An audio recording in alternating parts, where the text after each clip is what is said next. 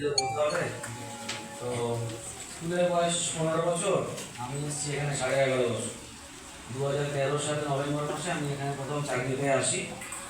ওই এখানে চাকরি পেলাম 11.5 বছর। যখন আসি তখন অপরিতবাবু ছিলেন, বিপ্লববাবু ছিলেন আর সুনীতি ম্যাডাম ছিলেন। তারপর আস্তে আস্তে যখন স্কুল মাধ্যমিক হলো তখন আমাদের মল্লিকা পাত্র বলে আমাদের ছাত্রী ইতিহাস পড়াতে এসেছিল, আসিফবাবু ছিলেন, তারপরে শম্পা খাতুন ম্যাডাম ছিলেন। তো ওনারাও তো অন্য জায়গায় চলে গেলেন। তারপরে আমাদের সুমন স্যার এলো, তারপরে আমাদের সঞ্জয়দা এলো, সুমনবাবু, গৌতমবাবু। আস্তে আস্তে আমরা কিন্তু মোটামুটি পিন্টুবাবু আর আমাদের মহিলাকে নিয়ে একটা মোটামুটি পড়া সংসার করে ফেলেছি। অনেক অসুবিধা আছে, অফ স্কুলে এখন আছে, তবুও আমাদের গৌতম স্যার স্কুলে আসার পর থেকে স্পোর্টস চালু হয়েছে।